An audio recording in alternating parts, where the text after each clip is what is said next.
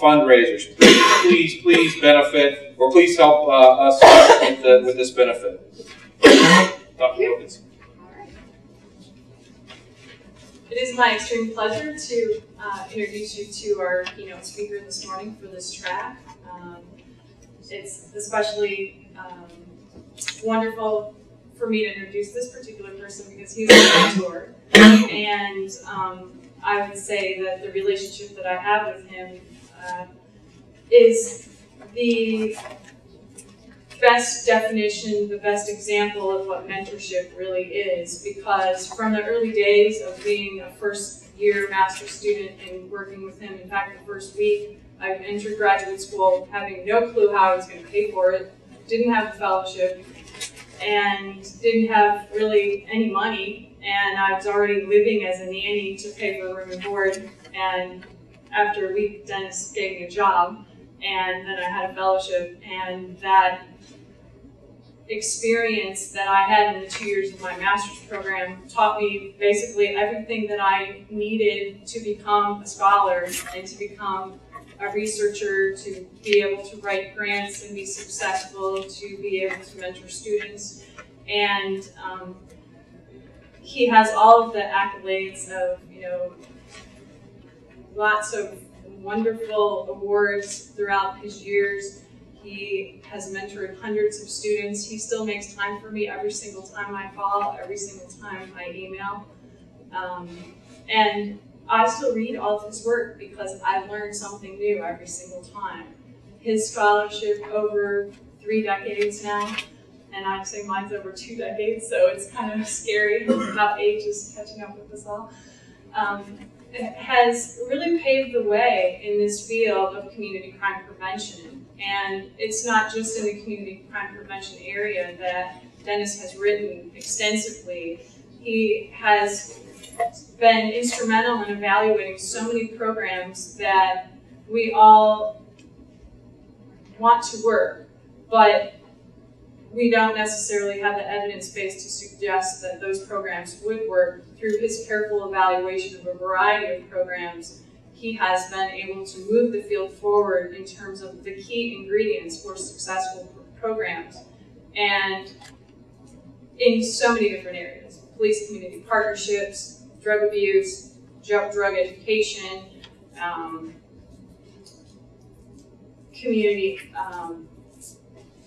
organizations' efforts to fight drugs and crime in their neighborhood. I mean, it just goes on and on and on.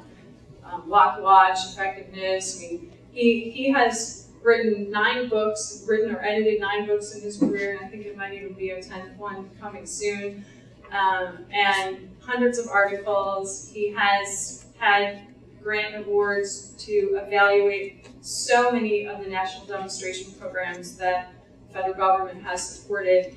And I could go on and on and on about this wonderful scholar, friend, mentor, and instead of doing that, I'm going to give him to you, share him with you. That was my ultimate joy, to be able to bring him here and share him with you. So, Dennis.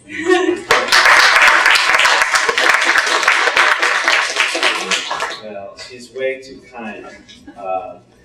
I'm very proud of Deanna. She's, I've watched her grow personally and professionally over the years. You've had a lot of challenges in your life, and I'm just very, very proud of all the things that you've accomplished. And clearly you've done a lot already for Columbus since you've been here only a couple of years, and that's great. Somewhere there's a presentation in here. Let's see. I'm not sure how to get this started. I don't see it. Mouse.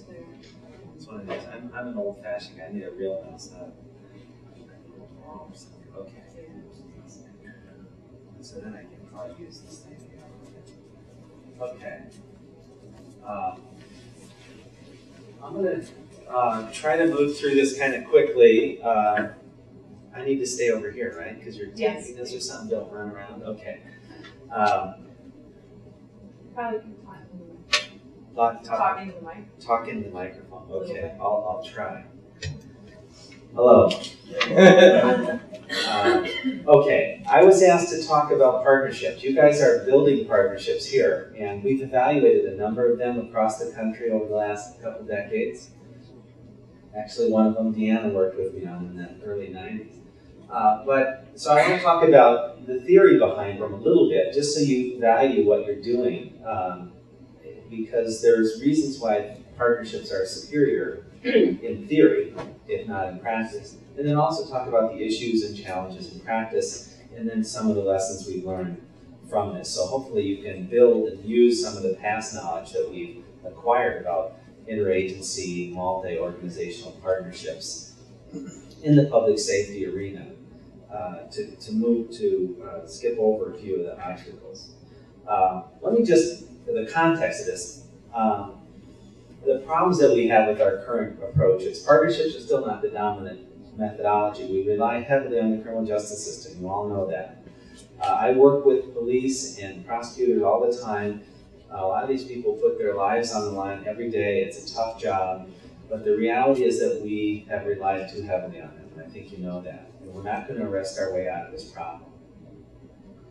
And they know that. The ones who have been around 10, 20, 30 years like the rest of us. The head of the FBI a couple of years ago in Chicago stood up and said, I've learned one thing, we're never going to arrest our way out of this problem. I thought, well, that's good that you figured that out. These standalone programs are not going to do it. There are some ways in which criminal justice programs have learned to be more effective. Police are effective in some ways, concentrated, deployed hotspots policing, but it's short-term effects. And I like to think of evaluating these, the whole system in terms of effectiveness, efficiency, and equity, the three big E's. So there are effectiveness issues. The efficiency, the enormous financial costs of all the strategies we've employed in criminal justice. Our prisons are overcrowded, we just have spent a lot of money.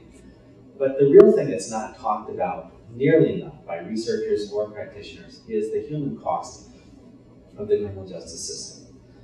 This is a war on drugs, primarily. It's still a war on drugs, and a war on crime and violence. And when you engage in war, the rhetoric of war, the reality of war with tactics and enemies, you really do dehumanize people. You have to. War is about killing people, plain and simple. And we then get into the rhetoric of, predators and kids that we're all afraid of. I know Deanna's written about this a little bit. The human cost, even the adverse effects of arrest. You can arrest adults, it doesn't really do much to them. They're tough. But when you arrest kids, you're doing something to them. We don't realize that. Arrest of kids, I would sometimes refer to it as a criminogenic behavior. Criminogenic means that there's some research to suggest when you arrest a youth, it increases rather than decreases their probability of future offending. That sounds a little odd, doesn't it? But it does label them, it does pull them out of school, it does do various things. We always think, well, if the kid's having trouble in school, he may get, and he drops out, he'll get in trouble with the law. We always said that. But now we're learning that you actually get in trouble with the law, you're more likely to drop out of school. It's the other way around. Isn't that interesting? So, there's a lot of interesting dynamics here. Neighborhood costs. If we just label these neighborhoods as problem neighborhoods, we go in, we put all our police resources in there. It's kind of like an occupying force. They've lost their efficacy, their ability to empower themselves. Our goal is self-regulating neighborhoods in the end. It's not that the police are doing anything evil, it's actually what the public demands of them. This is a public education issue as well. So the police, and the issue of enforcement bias by race and class, clearly that's true. Our prisons are a proof of that. They're overflowing with poor minorities. Where did we go wrong? That's a complicated issue, and we don't have time to talk about it today because I'm supposed to stay on the topic of partnerships. But again, the reality is not that individual officers are engaging so much in racial profiling and things like that as we oftentimes talk about. It's that they're being deployed to these areas because that's where we think that they can have the biggest impact on the problem. And so you put more people in there, you're going to have more arrests. Here are the positive worldwide trends, not just in the United States. The importance of community. The community wants a voice, that's why you're all here. We also realize that informal social control is how you really regulate society. That's how you regulate neighborhoods. The public